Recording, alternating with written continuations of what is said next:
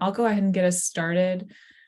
Today, we're going to be going over use cases and quick wins for offensive security and vulnerability management. We have quite a few pretty cool use cases to go over, and Joe Ravella, our CSO and co-founder, will be presenting today. So thanks everybody for joining. If you have discussion that you want to share, put that in the chat box, and any questions can go into the Q&A box and we'll address that probably at the end, but if those make sense throughout the presentation, we might include those throughout as well. So I'll hand it over to you, Joe. Thanks everybody again for joining. Yeah, absolutely. And thanks for the introduction, Brenna. So today is a Polarity webinar covering use cases and quick wins for offensive security and vulnerability management. As Brenna said, I'm Joe. I run customer success here at Polarity. My past lives included doing some cybercrime and forensics investigation work for the Attorney General's office. And then I did have somewhat of a career in pen testing, web app and network mainly for the better part of 5 or 6 years, transitioned that into incident response role, ultimately become a director in a practice where we help customers respond to incidents. So this is a topic that's somewhat near and dear to my heart, and I'm very happy to be presenting to everyone today. If you don't know what Polarity does, we've got 2 or 3 seconds that we're going to spend on this. We bridge knowledge and data that's distributed across your environment, and we pull it all together or we fuse it together in one unified view. So what we're trying to deliver to you is immediate knowledge and data delivery. I like to think of knowledge as the information that we learn over time. It's not sitting in structured environments, and data being those things that are in structured buckets, right? We have that information spread out all over an org. Sometimes it's very painful just to search one data set all by itself. When you have to search multiple data sets, that pain magnifies, it compounds. So what we want to do is we want to eliminate that to the extent possible, also creating opportunities for upskilling the team, learning on the job, sharing information that we learn, as well as giving you very, very useful insights into the data with our Polarity Source Analytics capability, which is our form of telemetry. So use cases wise, the things that we focus on, incident response, security operations, threat hunting, threat intel, vuln management, data protection, insider threat, and IT. But really there's all use cases that we can support as long as there's a knowledge worker behind it. All these culminate into national security because they're doing the same job as we're doing everywhere else, but they're doing it with a different mission, different mandate. But today we're here to talk about vulnerability management specifically. If you've been watching any of our social communications or anything prior to today's event, you know what the topics are that we're going to cover. But just to recap them, we're going to be focusing in on vulnerability triage, exposure assessments, asset awareness and exception tracking, and then passive target discovery, exploitation planning coordination, and command execution. There is a delineation here. The top 3 more so geared towards folks that are managing vulnerabilities. They're trying to fix these things, patch these things before perhaps the people at the bottom can get to them, right? So no real other reason for the colors here other than the fact that they do support maybe folks that have slightly different mandates within the organizations who are watching. Now, if you have seen Polarity before, or you've only seen certain communications from us, you may think that we are for security operations and that we're a security operations oriented technology. That's a misconception. It couldn't be far from the truth. But the reason why that misconception exists is because we are also awesome at supporting security operations. So when someone is looking at something like Splunk, or they're looking at different tools they're using for SecOps, I have integrations, the company has integrations that can enable the heck out of a security operations person. So endpoint, threat intel, access to different log repositories, VirusTotal in this example, SOAR, we're distributing that search out, bringing it all back. But again, today we're here to talk about vulnerability management. The only thing that really has to change when we switch from a mindset that's more blue to a mindset that's more red is, what do we want to search, right? And for vulnerability managers, that could be things like vulnerability details. How is this thing being exploited? How are bad guys taking advantage of it? How do we fix it, right? And how do I communicate to business customers what the approach is to reduce the risk associated with this vulnerability?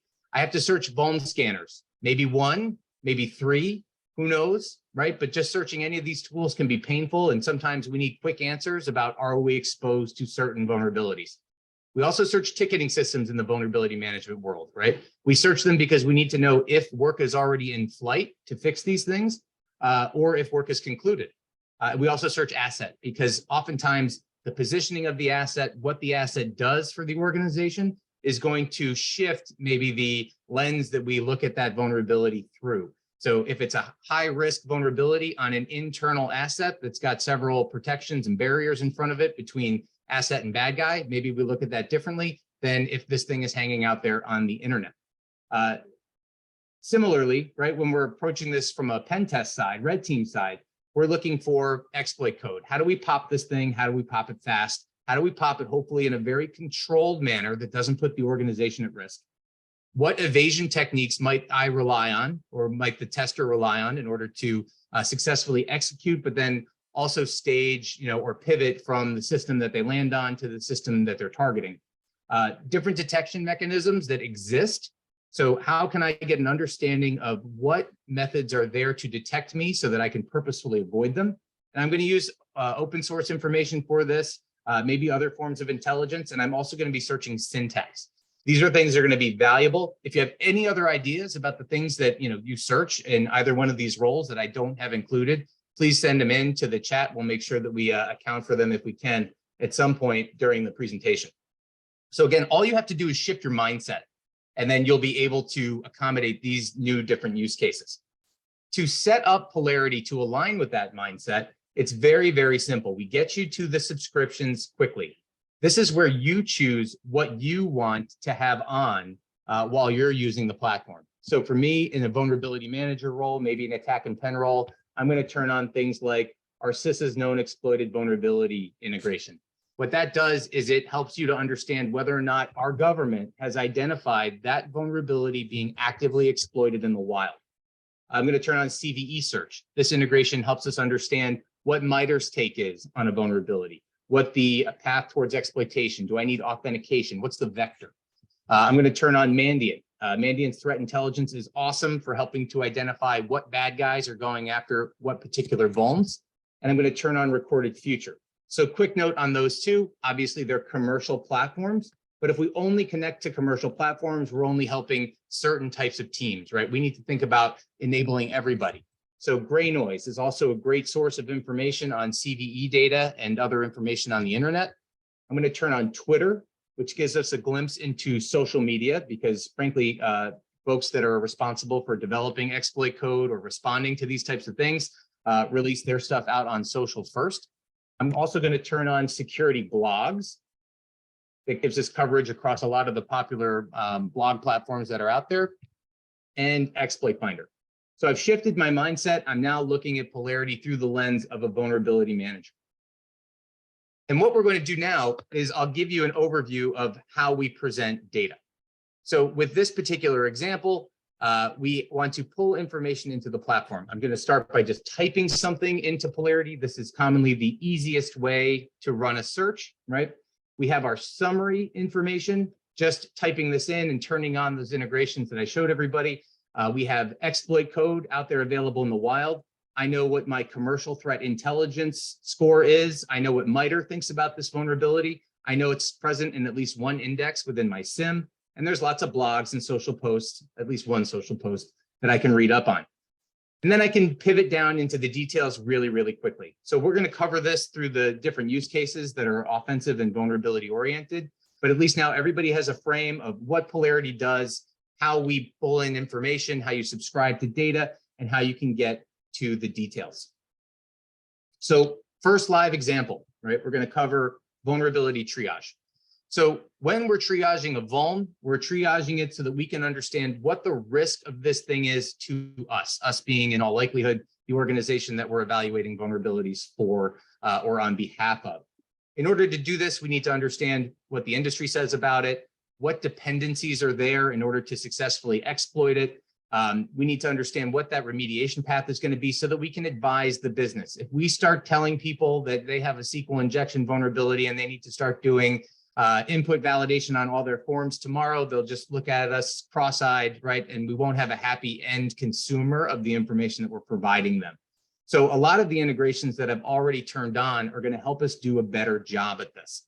So where I'm going to start is assume that we have done a vulnerability scan, or that the information has come to us in one way or the other, and that we are now responsible for reviewing the outputs of that vulnerability scan.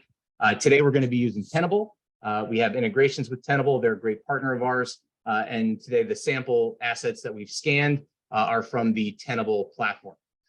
Here, we've got a whole bunch of things: critical vulnerabilities, high-risk vulnerabilities. In organizations, this is going to result in the auto creation of a ticket. It's going to result in a vulnerability manager following up to say, hey, can you fix this? It's urgent, it's high, please address these things, right? But now with Polarity, we can make sure that when we're asking them to do that kind of work, that it's well informed by the intelligence and information that we have available to us. So yes, we can treat this as a high, and the impact of treating something that's medium as a high is relatively low, whereas treating something as a high that's or as a medium that is really a high is even worse. But this is where we can confirm that something should actually be treated as a high.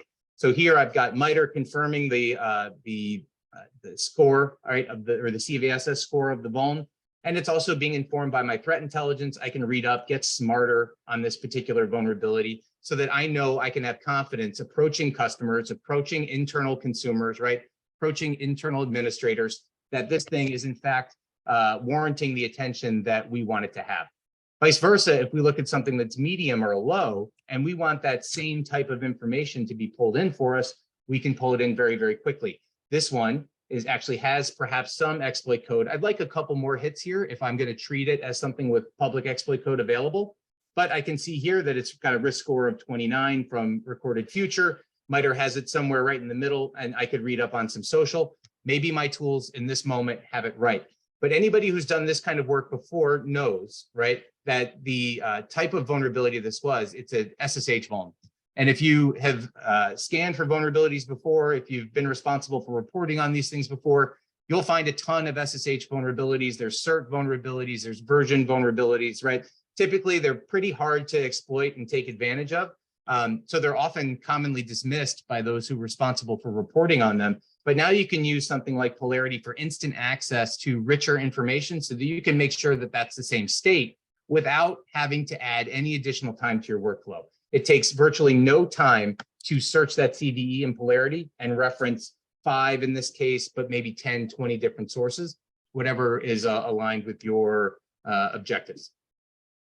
And also, you know, sometimes it's just really not that hard, right? So in some cases, we may have questions about what we're looking at. In some cases, it's just going to be dumb easy, right? We've got, in this case, CISA telling us that the vulnerability is exploitable. It's telling us how to fix it, right? Again, on that remediation strategy path, telling us where the exploit is. We also have a score here from Recorded Future of 99. And I'm going to pull back, you know, comparable information from CVE search. So sometimes we have to put in that level of effort. Sometimes we don't, but with Polarity, you get to put it in and you don't have to think twice about sacrificing any more time to a highly efficient, highly effective process. The next thing we want to talk about is exposure assessment. So when these things come out, sometimes we proactively identify them, right? Sometimes our scanners do it. Sometimes bug hunters do it, right? People tell us about vulnerabilities. Maybe it's a supplier risk function that lets us know that there's a vulnerability present potentially within the environment. So sometimes it comes to us. Other times it's the industry that finds out about it first. So there might be a news publication, and nowadays where we all, you know, used to maybe read Security Weekly or, you know, Krebs, right, to find out these new 0 days. Now it's on the cover of the New York Times, right? It's got a lot of presence. There's a lot of awareness about vulnerabilities and their impact to our organizations every day. So when these come out, when these vulnerabilities are released, there's a gut reaction, right? Are we vulnerable to this? Do we have this? And what Polarity lets you do is copy text, as simple as this. I could also use a keystroke, and I'm going to then go search that across all of my tools that I'm connected to. So this could be the integrations that I've already turned on, but I can do a little bit better here. So with just the things we turned on, we get that intelligence. Here, I'm going to go modify our subscription base. So I'm going to turn on things like Tenable, very popular vuln scanner. We have Nexpose and Qualys, and Tenable.io should be released soon. I'm going to turn on Jira as an example of a ticketing system, ServiceNow as an example of another ticketing system, and Zendesk.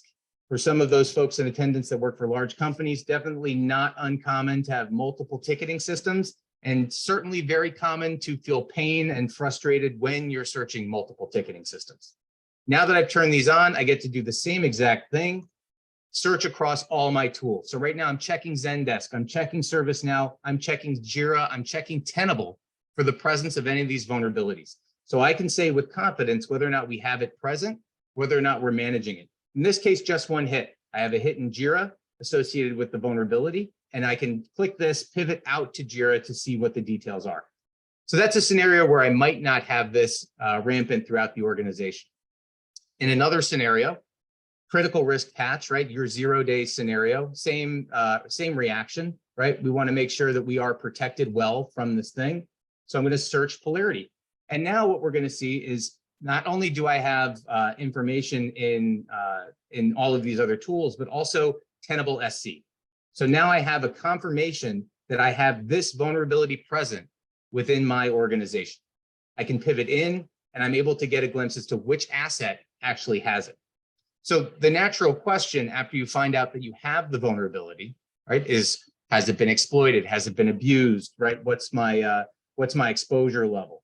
So here we can take that asset, search it again with the platform. And now remember, we're searching all of these things in parallel wherever it makes sense, right? And bringing back the information. So for just this asset, I'm checking my endpoint detection platforms in the form of CrowdStrike. I'm checking to see if I have ServiceNow tickets. Turns out I do. I have multiple Jira tickets tied to this asset. I check Splunk, no surprise. I'm also finding data in Tenable, and I can see a more broad profile of the exposure. I can also get some asset information on it. So I can see whether or not this thing is in prod. I also have some compliance data on this thing. Interestingly enough, not much telling me about the asset, what this thing does for our organization. And I'm going to cross over into that use case very, very soon. But again, the idea here is we have stuff, we have vulnerabilities that we need to search and we need answers about, because ultimately you may get something like this, the email from executive management or from the CISO in some cases, maybe even the CEO in some organizations. They're going to get some email article, they're going to get that New York Times post, and they're going to want to know, are we vulnerable to this? And now for the people on the receiving end of those inquiries, they can search with Polarity, tap into Tenable, tap into Nexpose, tap into their vuln scanning tools, wherever they're putting vuln data, and get instant visibility as to A, if they have it, B, their exposure, C, how to respond if they do. If there are any questions as we go through the webinar, please just drop them right in the chat. And Brenna, please don't hesitate to just disrupt me as we near the end of each one of these use case summaries, and I'll try to answer them as best as we can. We do have a couple questions in the Q&A box right now. Yeah, let's go for it. I'll read this first one out from Sasan Atari. It says, the integrations are nice. However, these feeds don't take into account the environmental context in which these assets reside. Does Polarity ingest or integrate with anything that determines if these vulns on these particular assets are available for exploitation? Or does Polarity depend on vuln scanner to include CVSS v3 scores? Yeah, no, great question. And not sure if that was posed. It's great timing. Not sure if it was posed before I showed this particular implementation of the Tenable integration. So here we did search an asset, and then we're able to understand what the exposures are. We can pivot out to Tenable SC from the Polarity overlay to see all of these individual vulnerabilities. So here, for example, if I wanted to get visibility to the 12 highs, all I have to do is click on it and I'll get that. So if you're taking an asset-centric approach rather than a CVE-centric approach, in the form of maybe this is something we're investigating, a specific asset, or maybe if you're more on the offensive side of things, it's something you want to exploit, then yeah, you can take that asset-oriented view. And the timing was also perfect because the next use case is going to be adding organizational context to assets. Hopefully that answered the person's question. Awesome. And we do have one more in here from Jefferson Berry. It says, how does this work with the change management process? For example, would patching have a adverse effect on asset or workloads on asset? So putting a change management hat on, and I don't pretend to be a change manager, but any change that you implement on a system could always reverse on that asset. Within the realm of change management, they're going to have various approvals to help you understand what the risk of an outage might be, and if it's a very significant change, you should have a rollback strategy defined. In a lot of cases, that's a different discipline within information technology. I would certainly not recommend that any security professional go overtly patch something without consulting change management. That is, unless their incident response procedure has a predefined mechanism for affecting such change in the spirit of containing something before it damages the rest of the organization or neighboring assets. Hopefully I answered that one. And if I didn't, please send a follow-up question right into, it'll help related to. Awesome. That's all for now. Oh, sorry, Brenna. Any other questions? Nope, that's all for now. Cool. So we'll dive in here to the next use case. And again, thank you to the person who asked the question for teeing us up, because the next use case is about asset and exception tracking. So if there's one thing that I've learned personally in my years working within industry, and what we hear from our customers on a day-to-day basis, is that asset inventories are not current. Asset management is a problem, right? There's a reason why organizations throw $300,000, $500,000 at it every couple of years. It inherently relies on people, and that's not a knock against people. People are great, but it is hard to gather that information about what an asset does, who owns it, what are the specifics about it. Technology is helping us bridge that gap by pulling in certain components and information that we know about those assets. But ultimately, for certain key pieces of information that we need to know, we are still relying on people to supply that data.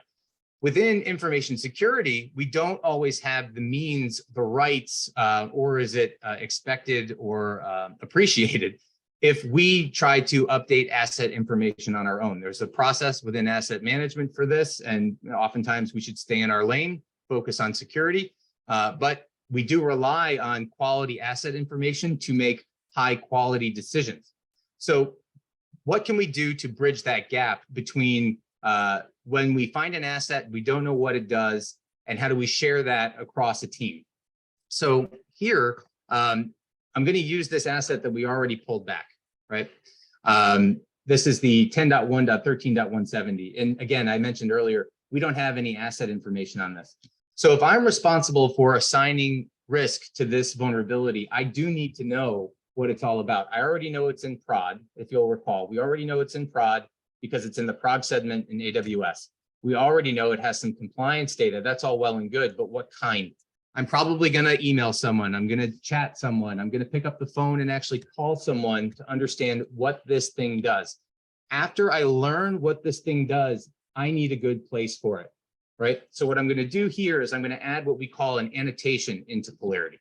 And the thing that I just learned is that this is a PCI asset and that it's a backend for mobile payment. And what I'm going to do is I'm going to commit this into a channel called VM asset gaps. You can create a channel on the fly. You don't have to, adopt our channel naming structure, right? But the idea is I capture something about this asset. Now, the great thing about this is that anytime I see this string on my screen in any application in the future, right, it's going to be available to me, but not just me. If it's something that I want to share with all the incident responders on the team, everybody responsible for vulnerability management on the team, right? Anyone within the org where this information can help, it can be shared. It can also be access controlled. So in the event that it's not appropriate to share that information with people, it's now gone into the platform. It's going to make sure that I'm subscribed to this channel. Asset gaps, I am not. Little user mistake on my part. But now that I'm subscribed to the channel, you can see that this information is available to me and all of my colleagues. And it's that easy, right? This is, by the way, obviously PowerPoint here in slide mode. This is non-editable content. I'm using what we call Polarity focus mode to recognize the strings on the screen and bring back this information. So now knowledge coming back into the overlay window, and data from all of my different tools. Now, this is information that I just seeded, but maybe to the question earlier, how do we share this information and how can we make sure it's getting to people? Again, here I have historical annotations, right? It's been seeded for me already. When I look at this particular IP, I can tell that it's got false positives from Adobe associated with it. But it's not just IPs, and I want to take a minute to make sure in vulnerability management in attack and pen, we look at assets, we look at web applications, we look at domains, we certainly look at host names, right? These are the things that have vulnerabilities that we're trying to either exploit or manage the risk of. So here we have a host name. Host names can just as easily be tagged within the platform as other easily regexable strings. So in this case, that host name has a SSH wrapped FTP service, and I tagged it with commercial off-the-shelf technology. So oftentimes within vuln management, we're going to see things that feel icky, right? They feel like they shouldn't be there, but then we learn something about them that makes it okay, right? It makes it so that we've managed the risk or that we understand it a little bit more and the organization is comfortable with its existence. But we don't want to reinvent the wheel every time we encounter these things. So we can add these annotations into the platform so that our colleagues can make the best use of them. The last thing we want to share here from an asset management kind of exception tracking standpoint is that once you've identified something about an asset, maybe you've also identified something else. And that could be the segment where the asset resides. So in this case, I have 10.1.13.170. I just learned that's a PCI asset. I'm probably going to learn along with it that it's a PCI segment. So here I can annotate the actual field itself, the range itself. I'm just going to annotate it as PCI segment. And I'm going to put that into the same channel for presentation purposes. And what that means is anytime I come across an asset that falls within that range in the future, I'm also going to be notified by the Polarity platform that the information resides within the PCI segment. So this will help us frame the risks of vulnerabilities when we identify them on assets in the future. Again, this works for host names too. That's the conclusion of at least the asset and exception tracking component. Brenna, any new questions on this particular topic? No new ones have come in. Previous? No new questions have come in. Cool. And we shall keep rolling along here.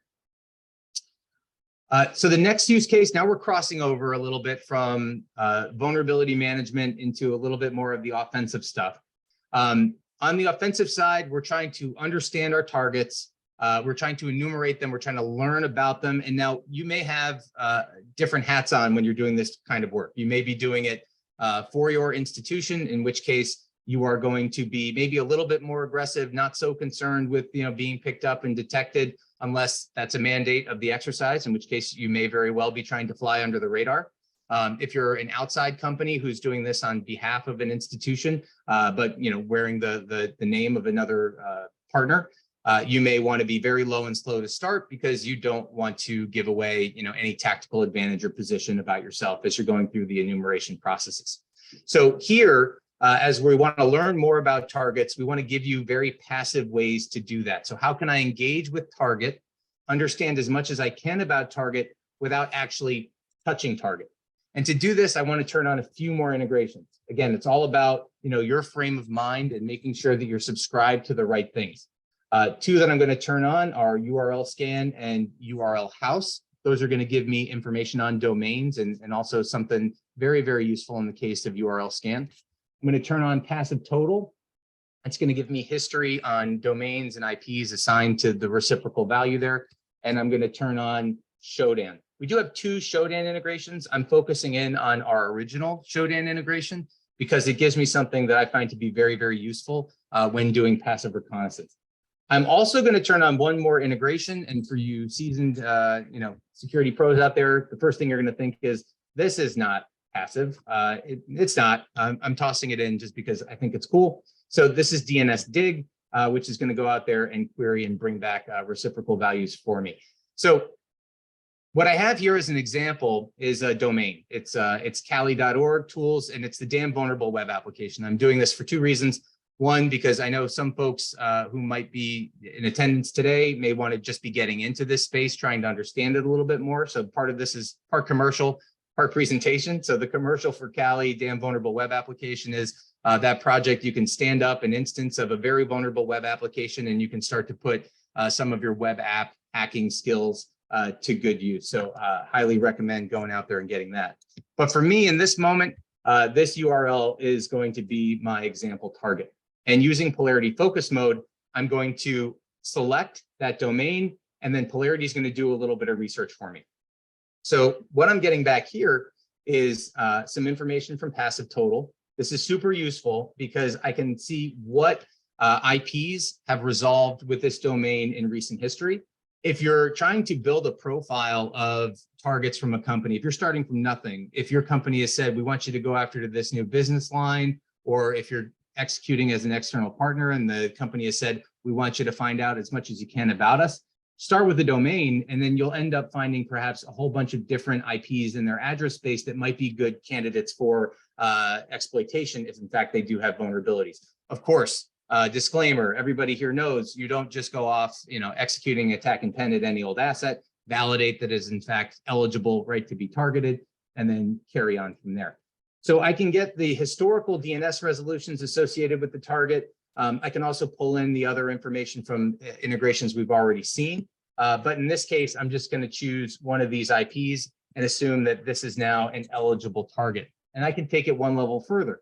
So this is one of the great things about Polarity, because you can just dive down, you can kind of follow that rabbit down the rabbit hole when new information comes up. And now I'm performing a search and I can see a few of the other integrations that I turned on.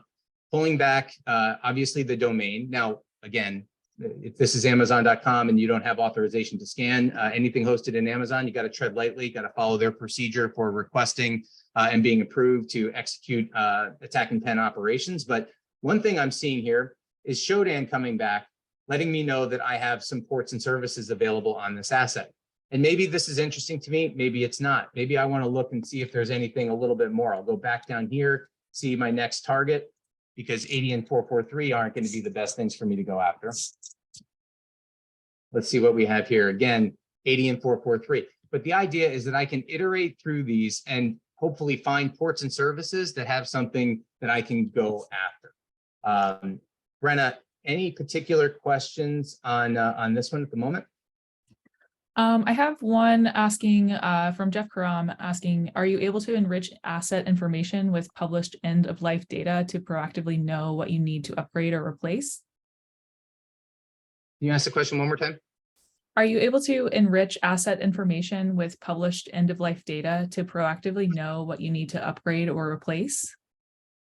Got it. So it depends on where the published end of life information is. If we have something like, for example, within your CMDBs, if you have an EOL flag, can absolutely get it from there. If your objective is to retrieve it from various different data sources on the internet, there's a chance that we can do that too. So we have an integration with what we call security blogs. Now, security blogs can be tweaked and pointed at whatever data sets you want. So if, for example, you wanted to take this integration and point it at suppliers, and then when you are searching particular products and version numbers, you can then search these sites, right? Any that you designate. So, your Microsofts, your Red Hats, right? Your product companies that are approved within your technology org.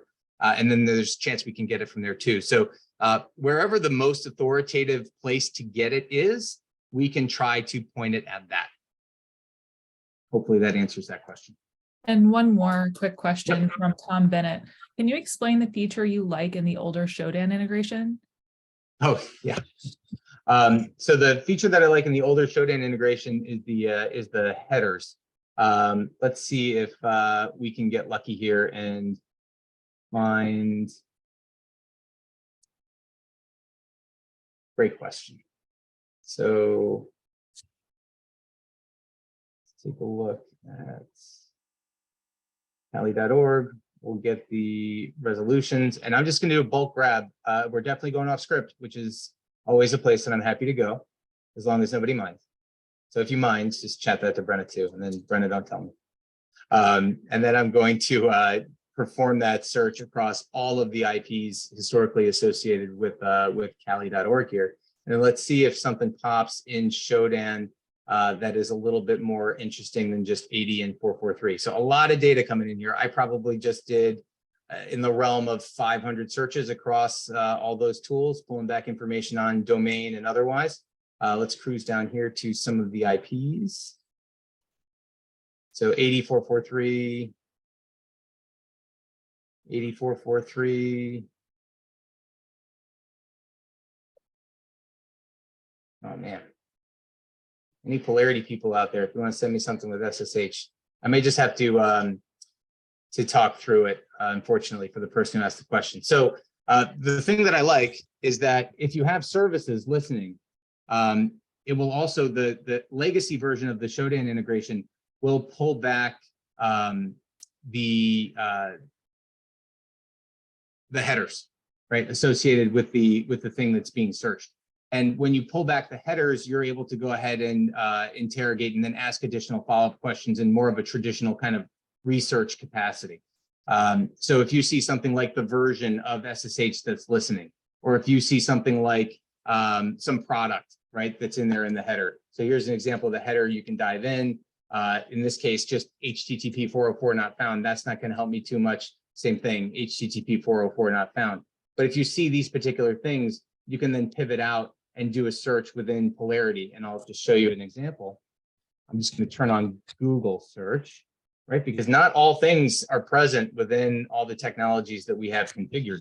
And I can just throw in something like open SSH, right? And then that will find information for me if I need exploit code on a particular version or something like that. So the reason why I like the legacy or the old version of Shodan is that it gives me visibility into the headers. Thanks for the question. Yeah, if you have time right now, we do have one more that popped up again from Jefferson Berry. He says, how is the solution different from ASM, Attack Surface Management, or CASM? Seems like it has more context, but also fulfills these roles too. Yeah, I wouldn't necessarily put us, into that camp. So those technologies, the exposure management, the attack surface management technologies are going to be doing a more proactive investigation of your address space, of your assets, right? You're either going to contract with them or you're going to use open source technology to gather that information proactively so it can be queried. We fulfill the query capability, the query end of that. So if you have that information available, we can make sure that it's put to good use and given to the right analysts at the right moment, right? So that they can make the right decision for the organization. But it's a great question. And some of these technologies like Shodan, for example, have attack surface management offerings. Thanks, Joe. That's all our questions for now. Awesome. And thanks to the group for submitting them. Please continue to submit them and we'll try to get to all of them. So the next one, exploitation planning, engagement control, and execution. So when we talk about going after an asset, right, we're after shock value. And I don't mean this in a bad way, right? We want to inspire awe. We need things to be fixed, but we also want to identify things within a information security program, within the SDLC, within supply chain, within configuration and patch, to the question earlier, right? There's something that contributed to the presence of this vulnerability that we are going off to exploit.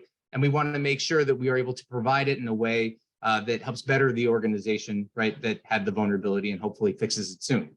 So we're after these things. And the way we get to them, right, is we're going to be doing a lot of research. We're also going to be using a lot of point technologies. So what I have up on the screen here is WP Scan for anybody that's ever gone after a WordPress site, which I feel like most attack and pen people have done at some point in their careers, has used this technology. It's been around for a while. It's open source. It's on Kali. It's on, a lot of the attack and pen VMs. It's a great tool. It's very reliable. This is just an example of a possible output. So when we're, finding these things, using point technologies, finding vulnerabilities, we want to understand what is the best option we have available to us to achieve our objective, right? So something that's going to give us shell, something that's going to give us access to information that we otherwise shouldn't have, or that we can use to perpetuate, right, the hack, right, or the exploitation.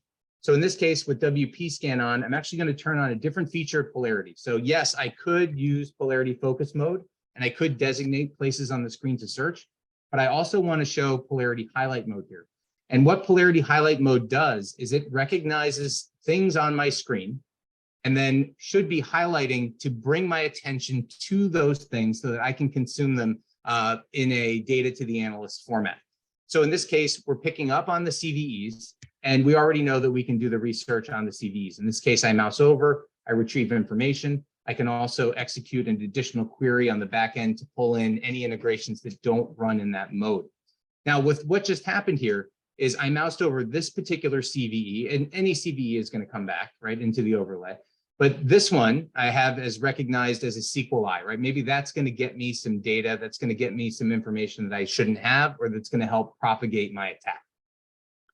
Using both channels and integrations, we're pulling back information here that's super useful. So the first thing is we have a Metasploit channel. This is open, it's available. You can pull down the Metasploit channel from our GitHub repository. It basically tells security analysts what CVEs have exploit code available within the open source version of Metasploit. We're also pulling back various information from our threat sources, additional exploit code here. This might be the one that I choose to go after, right? To do this, though, I'm going to want to learn as much as I can. We can seed the channels with hyperlinks. So if in some cases it's just not appropriate to put a boatload of information in there, you can certainly come back here and you can take a look at information that's linked to the platform. So here I'm going to see how I go about exploiting this particular vulnerability. I'm driving down to the bottom on purpose because some of the things that I may want to do before I execute or launch an exploit is determine the detectability of this particular thing. Is there anything released in the marketplace that's going to help the blue side of the house detect this or pick up on this any faster than I want them to? So again, adopting that frame of mind, going in here to subscriptions, I'm going to turn on what we call Yara Finder. Yara Finder scours the internet, trusted places on the internet, which again, similarly to security blogs, you can change where you direct the Yara Finder integration. But I am just going to take a look at maybe what the exploit code looks like, right? What might be in a payload, and I can search that. And when that gets searched, I'm searching Yara Finder, I'm searching things like Twitter, I'm searching Exploit Finder, right? Not surprised to see it in Exploit Finder, given what this string actually is. But I don't see any Yara rules, right? Now, I would expect there'd be a lot of Yara rules for something like WordPress, right? So if I go ahead and search, sure enough, lots of Yara rules for WordPress. I can take a look and see if there is actually anything that's going to detect my particular exploit. But again, the idea here is, yes, knowing that exploit code available is great, but knowing that there is exploit code within my environment that my team has tried before or that have added to a channel is also very, very good. So I don't have to reinvent the wheel when I do this. And I can actually thank members of my team or thank those who imported the channel content and say, hey, this is great. If I have references to exploit code in here that do not work or have failed for me, I could certainly downvote that, right? But again, the idea here is, how can I increase the likelihood of a successful exploitation? And we're going to do that by getting you to the exploit code, helping you understand the detectability, and then helping you execute. Now, we also have a bit of a special surprise, and this became a special surprise just yesterday because this integration did not really exist until yesterday. So we've added it so that everybody can see something new and interesting that we've been working on. I would say by popular demand, there's been a lot in the industry about ChatGPT. And without getting on a soapbox about what that could mean for the industry or not, we do find that there's going to be a lot of value for folks if they just want to ask the technology a question. So here, what I've supplied into the Polarity platform is the same things that I would normally search, right? I have a CVE value here, which is going to bring me back the traditional reference sets that I've already shown and elaborated on through this. But now we also get back a structured response from CVE search that actually is going to step-by-step teach me, perhaps, how to exploit this particular vulnerability. So in the spirit of what Polarity does, we want to bridge knowledge and data together in one unified view. And now you're able to tap into resources like that as well to help you on your way of exploiting vulnerabilities, understanding, mitigating risk ultimately. Brenna, I see maybe some more questions in the chat. Yeah, I'm seeing a new one, another from Jefferson Berry. Could you share an example of output report, especially one to address exec level questions, i.e. are we vulnerable to X? Are we vulnerable to actor behavior from X country?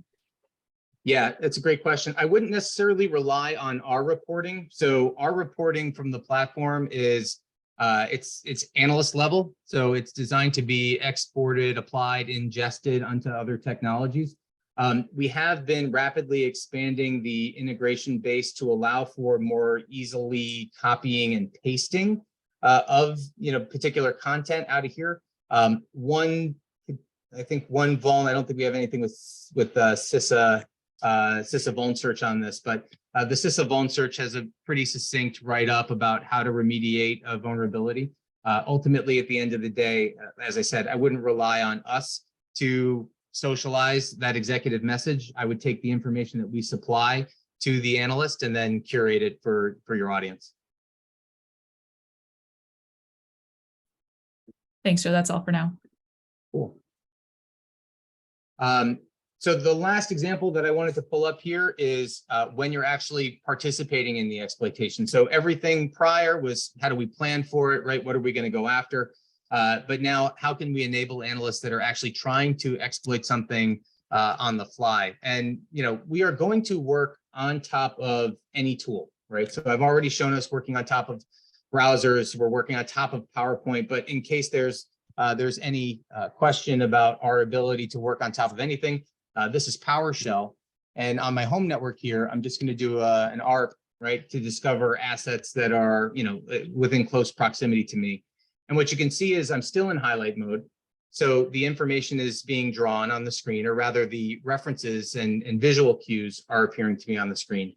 Now here, I have an example of communicating rules of engagement. So anybody who's done this kind of work or wants to do this kind of work should know that there are rules when we execute attack and pen efforts, when we do offensive things, because ultimately the offensive things that we do can cause harm, right? So the rules might be you can participate in this type of activity against this particular asset, but only under these conditions, only at this time. Here's the person you reach out to if there's any negative or adverse effects, right? All of those things can be added to the platform. I just have a simple one that says don't scan during webinar, because if I were to scan this particular asset, chances are my home router would go down and this whole thing would be over earlier than planned. But you can also consume additional information to the questions that were asked earlier on asset, from your CMDB, from your ticketing systems, from your vuln scanners, right? So what vulns does this thing have that I might want to go after? So this is really emulating a case where in an internal attack and pen, or a case where you've gotten to an internal asset from an external position, right? You've now got internal visibility. You're looking for neighboring hosts. ARP is not the way that I would recommend that you just start doing that. There's better ways, more sophisticated ways, but this is just an easy demo example. So again, all I have to do is click into the tools that I'm working in, and then we get overlays. Now, if I did want to execute something like some offensive activity against an asset, one of my go-tos just to start is probably going to be Nmap. Now, as I mentioned, I did attack and pen work, and I did it for 5 or 6 years, but that was now 10, 12 years ago. So my Nmap foo is definitely stale. But in those cases where I don't necessarily remember syntax, I can use Polarity to help me with that too. So you'll see here, we're highlighting on domains, we're highlighting on IPs. We would all expect that at this point, but I'm also getting a highlight on Nmap. And now I'm using Polarity to help me understand what the syntax is that I like to run against assets. In this case, hey, this is how you execute a ping sweep, right? And designate these variables and apply your range. Also, a friendly reminder, never to use T5, right? So T5 might help you get the job done, but it also might take down the assets that you're trying to conduct that port scan on. So super valuable in socializing, not just rules of engagement, but also syntax. And this, again, will work on any tool. So if you struggle with your Metasploit syntax, or if you can't remember all the different ways to write a SQLi, right? Polarity can help you in that regard. Any questions on this use case, on that last one?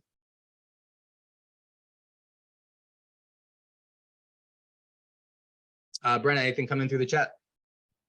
I'm not sure if this one relates to that use case, but can I use Polarity to trigger or actually run an exploit against a host to test and see if it's vulnerable? Thank you, whoever asked that question, because I forgot to show that. Yeah, so there's a couple different ways you can do this. One is, and I'm sorry, I'm laughing because I'm looking at the note that says, don't forget to show this. You can add an integration for it. So if you want, very similarly to our Dig integration, just to spend a minute on how this works. The Polarity client is triggering the execution of a process that be run on the Polarity server. So if you already have your favorite Python scripts, you already have your favorite tools that are like, homegrown that you want to run and execute against the host, all your Polarity integration would do is point to those tools. If you've done other things, like there's an API open on Tenable that lets you execute a scan, or maybe you've done something like this, which many of our customers have done. I'm going to subscribe to XOR.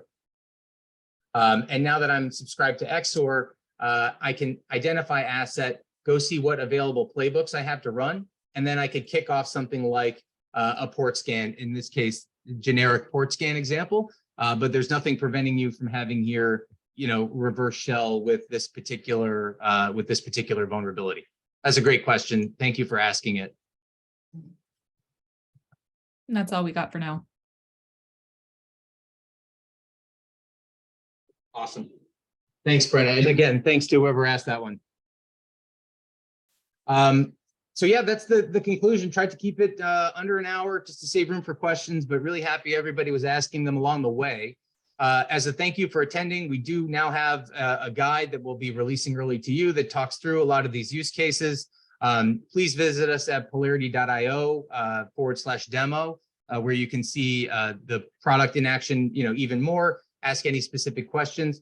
Also, we have a CE version that has many of these integrations present within it. You can find those on our website as well for things like CVE research.